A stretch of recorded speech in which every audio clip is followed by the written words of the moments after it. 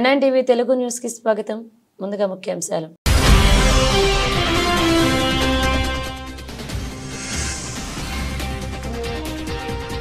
మాయోట్లో Chido తుఫాన్ బీభత్సం, వేలాది మంది మృతి.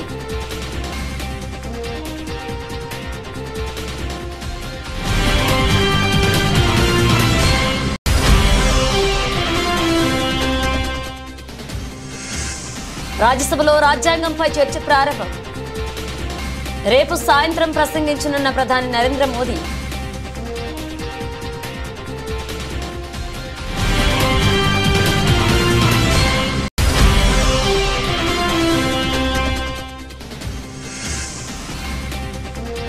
ఢిల్లీ అసెంబ్లీ ఎన్నికల్లో ఆప్ దూకుడు, మొత్తం 70 మంది అభ్యర్థులను ప్రకటించిన కేజ్రీవాల్.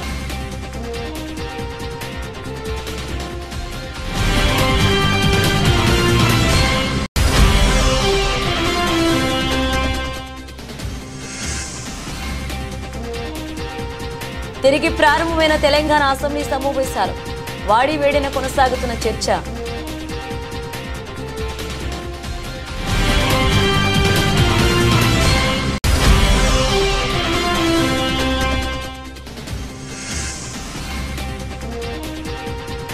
బ్యాటింగ్ లో భారత్ తడబాటు, 22 రన్స్కే 3 వికెట్లు కోల్పోయిన టీమిండియా.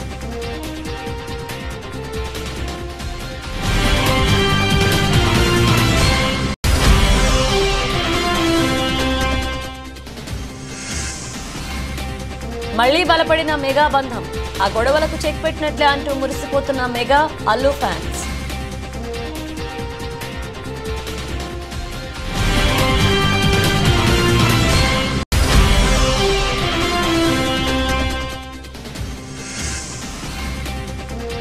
స్వల్ప నష్టాలతో స్టాక్ మార్కెట్ సూచీల ప్రారంభం, 400 పాయింట్లు పడిన సెన్సెక్స్.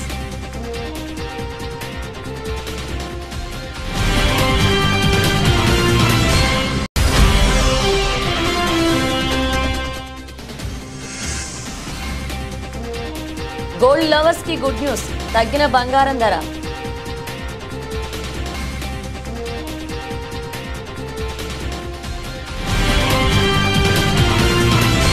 హిందూ మహాసముద్రంలో ఫ్రెంచ్ ద్వీపకల్పం మాయోట్లో చిడో తుఫాన్ బీభత్సం సృష్టించింది. 200 కిలోమీటర్లకు పైగా వేగంతో రాకాసి గాలులు వీయడంతో అనేక ప్రాంతాల్లో నివాసాలు ధ్వంసమయ్యాయి. గత 90 సంవత్సరాల్లో మాయోట్ ఇలాంటి తుఫాన్ను చూడలేదు అని స్థానికులు చెప్పారు.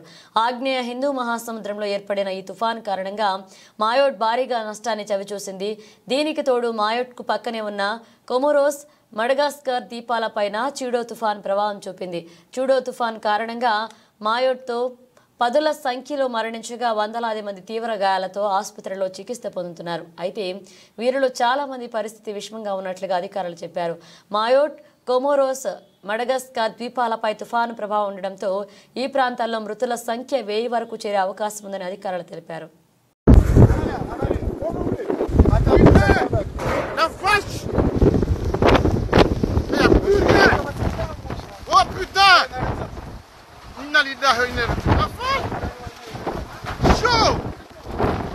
భారత రాజ్యాంగాన్ని ఆమోదించి 75 సంవత్సరాలు అవుతున్న సందర్భంగా పార్లమెంట్లో ఉభయ సభల్లో 2 రోజుల పాటు ప్రత్యేక చర్చలు జరుగుతున్న విషయం తెలిసిందే. ఇక ఇందులో భాగంగా లోక్సభలో శుక్రవారం నుంచి 2 రోజుల పాటు చర్చ కొనసాగింది. ఇక ఇవాళ రాజ్యసభలో రాజ్యాంగంపై చర్చ మొదలైంది. ఉదయం 11 గంటలకు ఉభయ సభలు ప్రారంభమయ్యాయి. ఇక రాజ్యసభ ప్రారంభం కాగానే కొత్తగా ఎన్నికైన సభ్యులు ప్రమాణ స్వీకారం చేశారు. అనంతరం రాజ్యాంగంపై చర్చను కేంద్ర ఆర్థిక మంత్రి నిర్మలా సీతారామన్ ప్రారంభించారు. రేపటి వరకు ఈ చర్చ కొనసాగనుంది. ఇక 17వ తేదీన అంటే మంగళవారం రేపు సాయంత్రం ప్రధాని నరేంద్ర మోదీ దీనిపై ప్రసంగిస్తారు.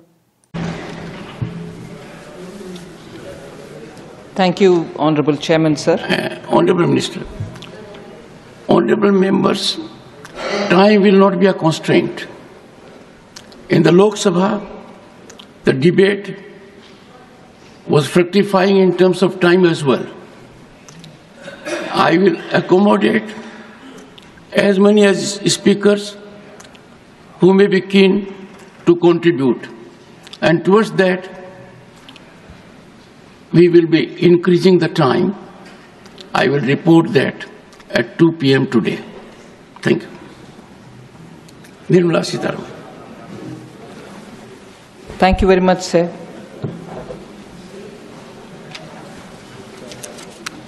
So let me first start by thanking the Honorable Prime Minister, the Leader of the House, Shri Jagat Prakash Nadda, my party, and you, the Honorable Chairman, for giving me this opportunity to speak in this discussion marking the historic occasion of 75 years of our Constitution.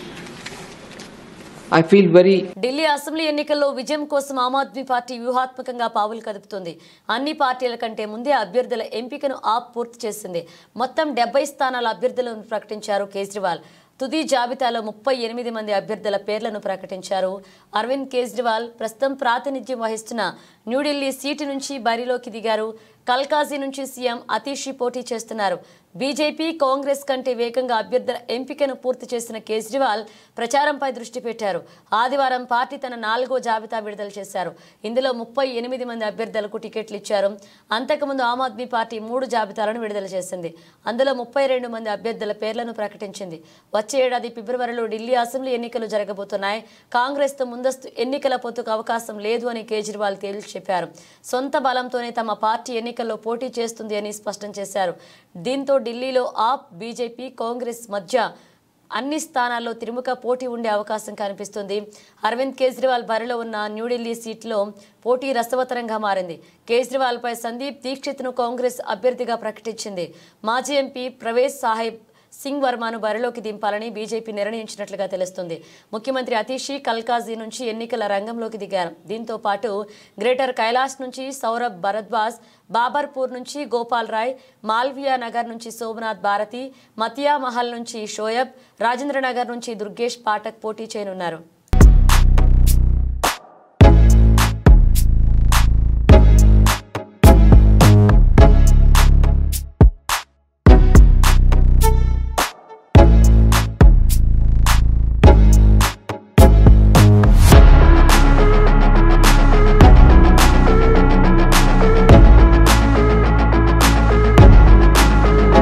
Telangana assembly సమావేశాలు ప్రారంభమయ్యాయి. ఉదయం 10 గంటలకు శాసన మండలి, శాసనసభ ప్రారంభమైంది. ఈ సమావేశంలో కీలక బిల్లులు ప్రభుత్వం ప్రవేశపెట్టనుంది. ఈ మధ్యాహ్నం 2 గంటలకు కేబినెట్ భేటీ ఉండనుంది. స్పోర్ట్స్, తెలంగాణ వర్సిటీ సవరణ బిల్లులతో పాటు టూరిజం పాలసీపై చర్చ ఉండే అవకాశం ఉంది. ఈ సమావేశంలో ఆర్ఓఆర్, పంచాయతీరాజ్ చట్ట సవరణ బిల్లులపై చర్చ నిర్వహించనున్నారు.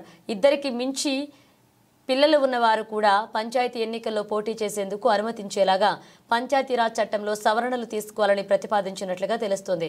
మరోవైపు రైతు భరోసా విధి విధానాలపై ఈ మధ్య సిఫారసులు చేసింది కేబినెట్ సబ్ కమిటీ. వాటిపై చర్చించి విధి విధానాలు ఖరారు చేయబోతుంది మంత్రివర్గం. కాగా ఈ నెల ఒకరోజు అసెంబ్లీ సమావేశమైంది. అనంతరం సభ వాయిదా పడింది. తిరిగి ఇవాల్టి నుంచి సభ ప్రారంభం కానుంది. అసెంబ్లీ సమావేశాలు ఎన్ని రోజులు నిర్వహించాలనే దానిపై ఇవాల్టి బీఏసీ సమావేశంలో నిర్ణయిస్తారు. ఇక 5 రోజుల పాటు సభ నిర్వహించాలని ప్రభుత్వం నిర్ణయించినట్లుగా తెలుస్తోంది.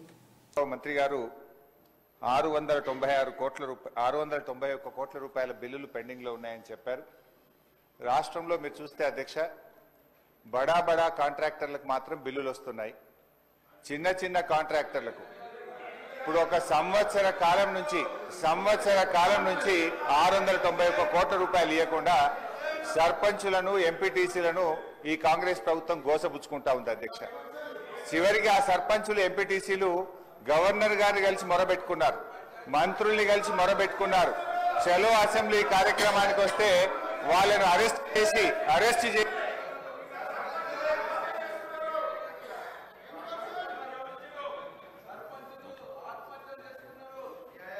స్పీకర్ సార్, సభను కొంచెం ఆర్డర్లో పెట్టండి. స్పీకర్ సార్, 2 రోజులు మొన్ననే ట్రైనింగ్ ఇచ్చింది, ఇదేనా సార్ ట్రైనింగ్? సార్ అధ్యక్ష, బీఆర్ఎస్ పాలనలో తెలంగాణ పల్లెలు అద్భుతంగా కేసీఆర్ గారి నాయకత్వంలో తీర్చిదిద్దబడ్డాయి. పల్లె ప్రగతి, పట్టణ ప్రగతి అనే కార్యక్రమం పెట్టి ప్రతి నెల పల్లె ప్రగతి కింద గ్రామాలకు 275 కోట్లు ఇచ్చాం, పట్టణ ప్రగతి కింద 150 కోట్ల రూపాయలు ఇచ్చాం. కానీ కాంగ్రెస్ ప్రభుత్వం వచ్చిన తర్వాత ఈ ఏడాది కాలంలో పల్లె ప్రగతి, పట్టణ ప్రగతి కింద 1 రూపాయి కూడా గ్రామ పంచాయతీలకు ఇవ్వకుండా పోవడం వల్ల ఈ రోజు ఈ సమస్య వచ్చింది అధ్యక్ష. ఇది నేను చెప్తున్నది కాదు, కేంద్ర ప్రభుత్వం చెప్పింది. దేశంలో ఉత్తమ గ్రామ పంచాయతీల అవార్డులు ప్రకటిస్తే టాప్ 20 అవార్డ్స్ లో 19 అవార్డులు తెలంగాణ రాష్ట్రానికి వచ్చాయి. 20లో 19 తెలంగాణకు తెచ్చిన ఘనత కేసీఆర్ గారిది, బీఆర్ఎస్ ప్రభుత్వాన్ని. సో ఆ రకంగా పల్లెలు చేశాం.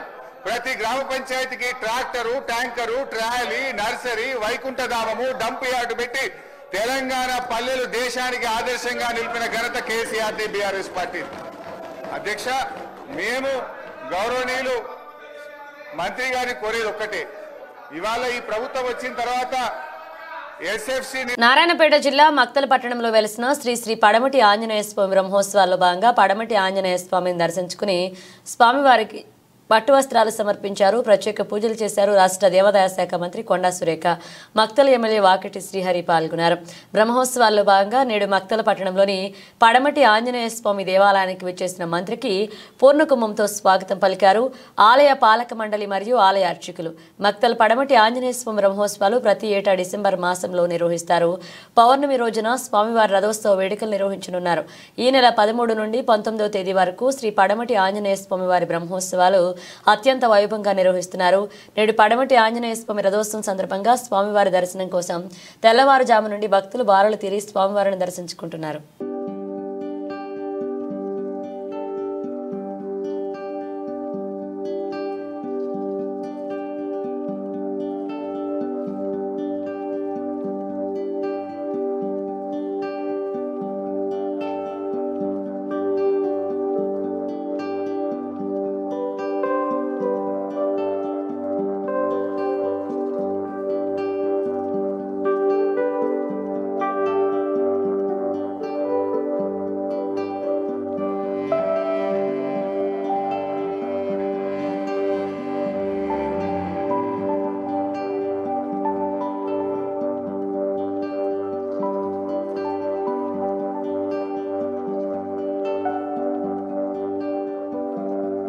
దేవరూపల మండల కేంద్రానికి చెందిన కాంగ్రెస్ పార్టీ యువజన నాయకుడు చింతా శ్రీకాంత్ గురువారం రాత్రి ద్విచక్ర వాహనంపై ప్రయాణిస్తుండగా ప్రమాదవశాత్తు రోడ్డు పక్కన ఉన్న తాడి చెట్టును ఢీకొని మరణించారు.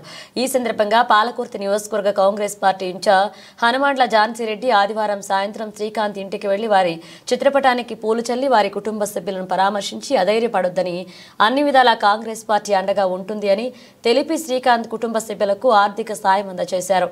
ఈ కార్యక్రమంలో దేవరూపల మండల కాంగ్రెస్ పార్టీ అధ్యక్షుడు నల్లా శ్రీరాములు, టీపీసీసీ సభ్యుడు డాక్టర్ లక్ష్మీనారాయణ నాయక్, నియోజకవర్గ యూత్ అధ్యక్షుడు దారావత్ రాజేష్ నాయక్, మండల గ్రామ కాంగ్రెస్ పార్టీ నాయకులు, కార్యాలయ యువజన నాయకులు పాల్గొన్నారు.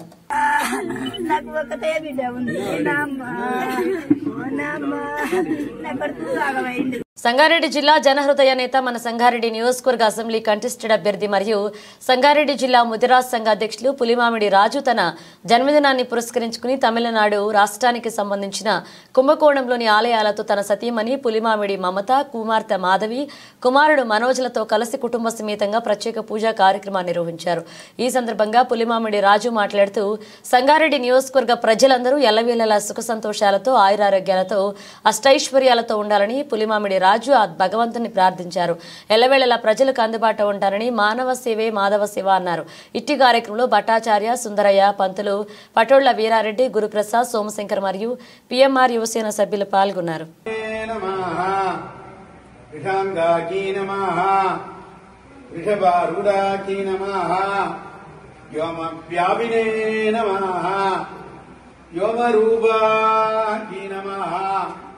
सर्वव्यापिने नमः साधन ऋणविमोचनलिंगेश्वर स्वरूपं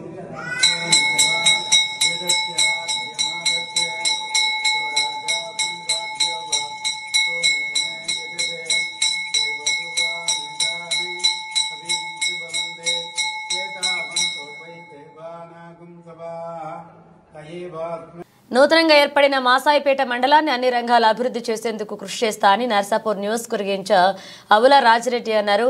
మెదక్ జిల్లా మాసాయిపేట మండల కేంద్రంలోని ఆదివారం ప్రభుత్వం నూతనంగా మంజూరు చేసిన 108 వాహనాన్ని ఆయన ప్రారంభించారు.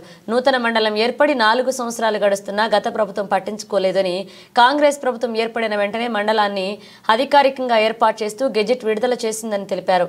అన్ని ప్రభుత్వ కార్యాలయాలు ఏర్పాటు ఏ విధంగా చర్యలు తీసుకుంటామని, త్వరలోనే ప్రాథమిక ఆరోగ్య కేంద్రం భవన నిర్మాణానికి శంకుస్థాపన చేయనున్నట్లుగా తెలియజేశారు.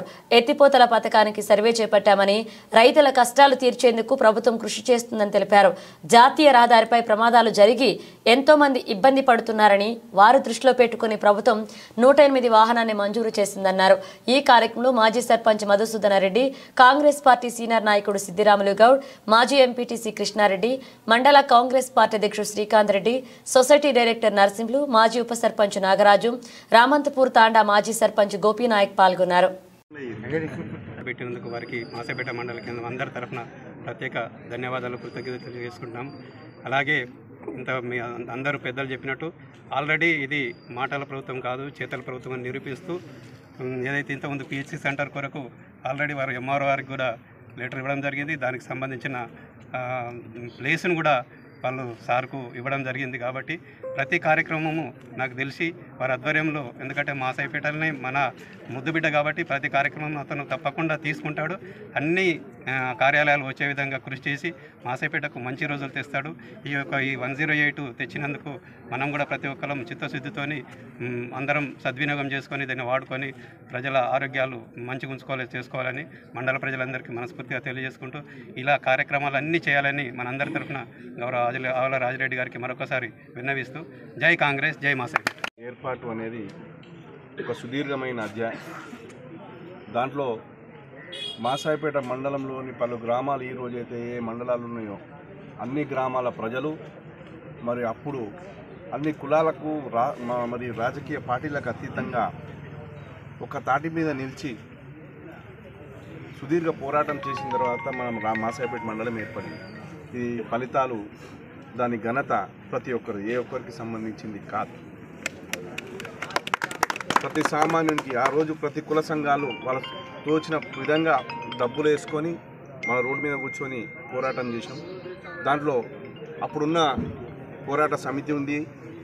మరి అదేవిధంగా అప్పటి నాయకులైనటువంటి స్థానిక సర్పంచ్ మధుసూదన్ రెడ్డి గారు ఉన్నారు, సిద్దిరాములు గౌడ్ గారు ఎంపీటీసీగా ఉన్నారు, మరియు అన్ని పార్టీలకు సంబంధించిన వ్యక్తులు ఉన్నారు, పురాణపురం నరసింహ ఉన్నారు. అంటే ఈ విధంగా చూసుకుంటూ పోతే ప్రతి పార్టీకి సంబంధించిన వాళ్ళు ఉన్నారు, ప్రతి గ్రామానికి సంబంధించిన వాళ్ళు ఉన్నారు. అప్పుడు టీఆర్ఎస్లో ఉన్న వాళ్ళు ఇప్పుడు కాంగ్రెస్లో ఉన్నారు కొంతమంది.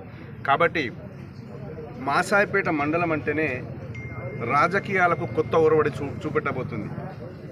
పార్టీలకు అతీతంగా అభివృద్ధిలో కానీ మరియు సంక్షేమంలో కానీ కేవలం ఎన్నికల వరకు, ఎన్నికల తేదీ నాడు సాయంత్రం 5 గంటల వరకే రాజకీయాలు. ప్రముఖ పుణ్యక్షేత్రమైన శ్రీ ఐనవోలు మల్లికార్జున స్వామి దేవస్థానం నందు 2025 సంవత్సరం జాతర సందర్భంగా శ్రీ స్వామివారి దుష్టకుంభం కార్యక్రమాన్ని నిర్వహించడం జరిగింది. హన్మకొండ జిల్లా ఐనవోలు మండల కేంద్రంలోని ప్రముఖ పుణ్యక్షేత్రమైన ఐనవోలు మల్లికార్జున స్వామివారు 5 రోజుల తర్వాత భక్తులకు దర్శనమిచ్చారు. సుధావళి, వర్ణలేపనం, రంగులతో అలంకరణ, దుష్టి 5 రోజుల పాటు ఆలయం మూసివేయగా సోమవారం ఉదయం గర్భగుడి శుద్ధి, దుష్టి కుంభం నిర్వహించిన అనంతరం భక్తులకు స్వామివారి దర్శనం కల్పించినట్లుగా ఆలయ కార్యనిర్వహణాధికారి అద్దంకి నాగేశ్వరరావు వెల్లడించారు. ఐనవోలులో అంగరంగ వైభవంగా జరిగే బ్రహ్మోత్సవాలు నేటి నుండి ఉగాది వరకు 3 నెలలు జరగనున్నట్లుగా ఆలయ ప్రధాన అర్చకులు రవీందర్ శర్మ తెలిపారు. ఈ కార్యక్రమానికి భక్తులు భారీ ఎత్తున తరలివచ్చి స్వామివారిని దర్శించుకున్నారు.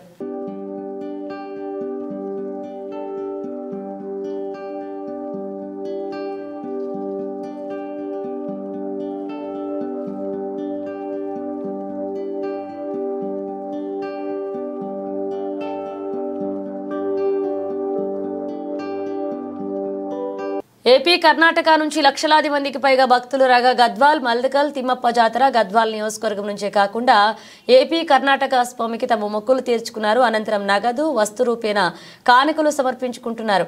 తమ మొక్కులు తీర్చుకుంటూ వస్తున్నారు. ఇదే అదునుగా భావించిన కొందరు ఆర్థికంగా తమ ఎదుగుదలే ధ్యేయంగా భావించి మల్దికల్ తిమ్మప్ప స్వామి పేరును పెట్టి ఎలాంటి ఆక్షేపణలు లేకుండా పలుపుడిని నియంత్రించి ప్రస్తుతం జరుగుతున్న ఈ జాతరకి సుమారు 1 కోటి ఆర్థికం జనార్దన ద్వయంగా అందరినీ తనకన కనుసన్నల్లోనే నడిపిస్తున్నారు. ఇక మల్దకల్ తిమ్మప్ప స్వామి అనువసికుడు టెంకాయల వేలంపాట ఇలా గద్వాల నియోజకవర్గంలో దాదాపు 100కు పైగా గ్రామాలున్నాయి. మల్దకల్ తిమ్మప్పను ప్రతి ఒక్కరూ కూడా కొంగు బంగారంగా కొలుస్తారు.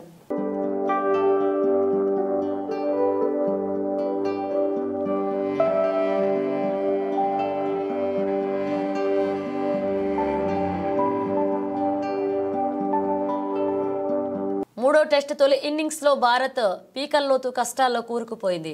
ఆసీస్ బౌలర్లు పదునైన బంతులకు టీమిండియా టాప్ ఆర్డర్ కుప్పకూలింది. హేజిల్వుడ్ స్టార్క్ ఫేస్ దాటికి 22 రన్స్కే 3 వికెట్లు కోల్పోయింది. 405 రన్స్తో మూడవ రోజు ఆటను ప్రారంభించిన ఆస్ట్రేలియా 445 పరుగులకు ఆలౌట్ అయింది. అనంతరం తొలి ఇన్నింగ్స్ను ప్రారంభించిన టీమిండియా ఫస్ట్ ఓవర్ రెండో బాల్కే వికెట్ కోల్పోయింది. కేఎల్ రాహుల్తో కలిసి ఓపెనింగ్ వచ్చిన యశస్వి జైస్వాల్ స్టార్క్ బౌలింగ్లో ఫస్ట్ బాల్కు 4 కొట్టాడు. అయితే రెండవ బంతికి జైస్వాల్ను స్టార్క్ బోల్తా కొట్టించడంతో మార్ష్కు క్యాచ్ ఇచ్చి పెవిలియన్కు చేరాడు. అనంతరం బ్యాటింగ్కు వచ్చిన శుభమన్ గిల్ కూడా ఎక్కువసేపు క్రీజ్లో నిలవలేకపోయాడు. 3 బాల్స్ ఆడి 1 పరుగు చేసిన గిల్ స్టార్క్ బౌలింగ్ మార్ష్కు క్యాచ్ ఇచ్చి మరొకసారి నిరాశపరిచాడు. ఇక సీనియర్ బ్యాటర్ విరాట్ కోహ్లీ మరొకసారి విఫలమయ్యాడు. 16 బాల్స్ ఆడిన కోహ్లీ 3 రన్స్ చేసి హేజిల్వుడ్ బౌలింగ్లో అవుట్ అయ్యాడు. దీంతో 7.2 ఓవర్లలో 22 రన్స్కే భారత్ 3 వికెట్లు కోల్పోయి కష్టాల్లోకి పడింది. 13 రన్స్తో కేఎల్ రాహుల్ క్రీజ్లో ఉన్నాడు. అయితే భారత ఇన్నింగ్స్కు వర్షం అడ్డుపడింది. దీంతో ప్రస్తుతం మ్యాచ్ నిలిచిపోయింది.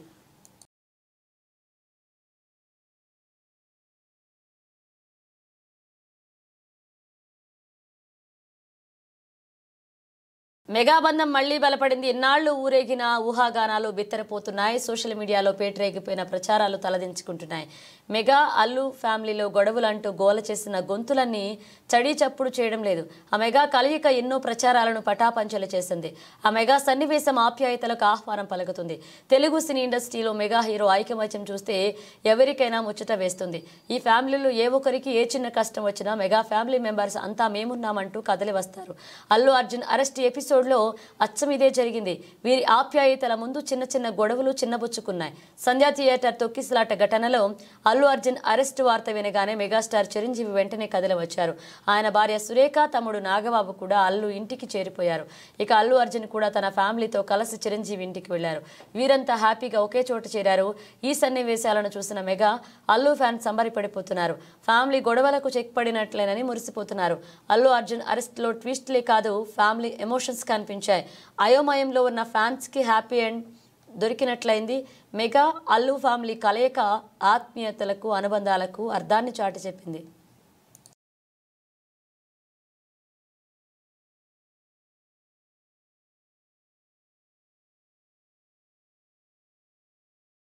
దేశీయ స్టాక్ మార్కెట్ సూచీలు సోమవారం స్వల్ప నష్టాల్లో ట్రేడింగ్ ను ప్రారంభించాయి. ఇక అంతర్జాతీయ మార్కెట్ల బలహీన సంకేతాలు దేశీయంగా ప్రభావం చూపే కీలక వార్తలు లేనందువల్ల మార్కెట్లు స్తంభంగా కొనసాగుతున్నాయి. ఉదయం 9:30 గంటల సమయానికి సెన్సెక్స్ 200 పాయింట్లు తగ్గి 81,928 వద్ద, నిఫ్టీ 51.5 పాయింట్లు తగ్గి 24,716 వద్ద ట్రేడ్ అవుతున్నాయి. లారెన్స్ Toubro, Reliance Industries, Cipla, Trent అలాగే శ్రీరామ్ ఫైనాన్స్ వంటి కంపెనీలు లాభాల్లో ట్రేడింగ్ను ప్రారంభమయ్యాయి. ఇక Apollo Hospitals, JSW Steel, Bharti Airtel, Titan Company, Hero MotoCorp వంటి కంపెనీల నష్టాల్లో ఉన్నాయి. డాలర్తో రూపాయి మారకం విలువ ప్రస్తుతం 84.83 వద్ద స్థిరంగా ఉంది. ఈ బుధవారం అమెరికా ఫెడరల్ రిజర్వ్ విధాన సమావేశ ఫలితాలు వెలువడుతున్నాయి. దీనిపై మార్కెట్ల దృష్టి నిలిచింది. ఈ నిర్ణయాలు మార్కెట్ దిశను నిర్ణయించే అవకాశం ఉందని నిపుణులు అభిప్రాయపడుతున్నారు.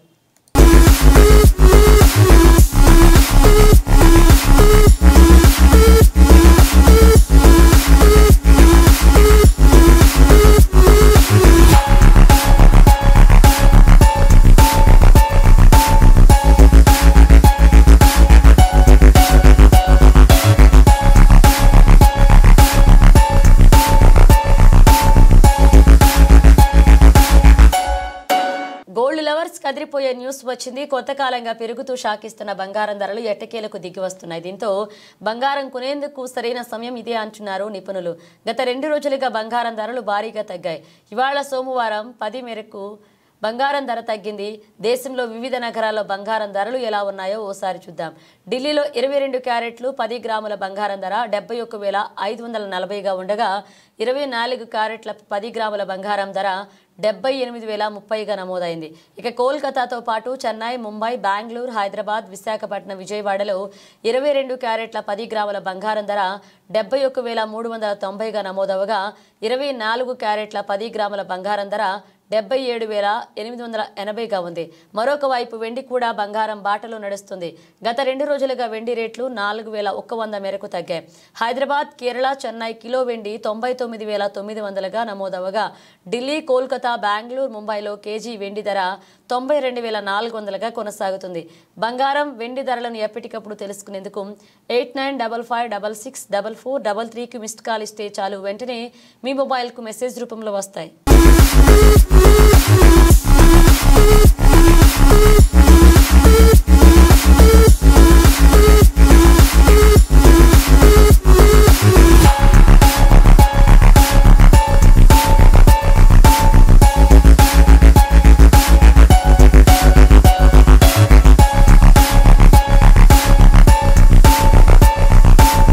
బులెటిన్ ముగించే ముందు హెడ్లైన్స్ మరోసారి.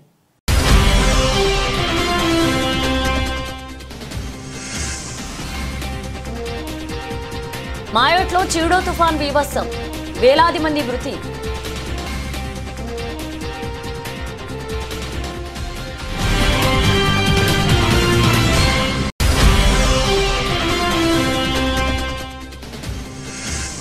రాజ్యసభలో రాజ్యాంగంపై చర్చ ప్రారంభం. రేపు సాయంత్రం ప్రసంగించనున్న ప్రధాని నరేంద్ర మోదీ.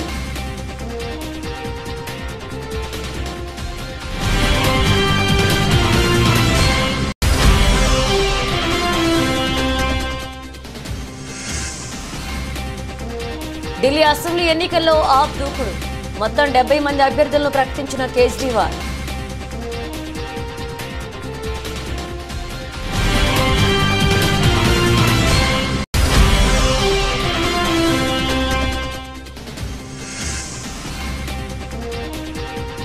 తిరిగి ప్రారంభమైన తెలంగాణ అసెంబ్లీ సమావేశాలు, వాడి వేడిన కొనసాగుతున్న చర్చ.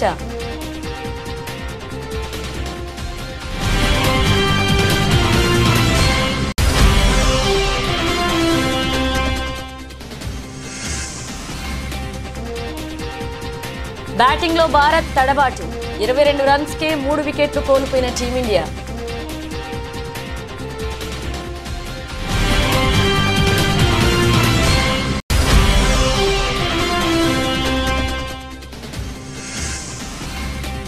మళ్లీ బలపడిన మెగా బంధం, ఆ గొడవలకు చెక్ పెట్టినట్లే అంటూ మురిసిపోతున్న mega, Allu fans.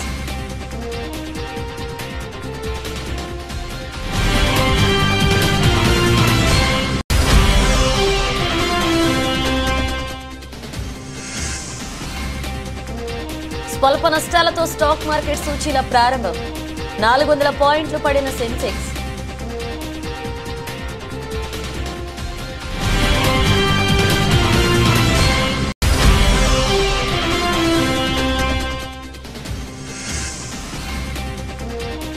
Gold lovers కి గుడ్ న్యూస్, తగ్గిన బంగారం ధర.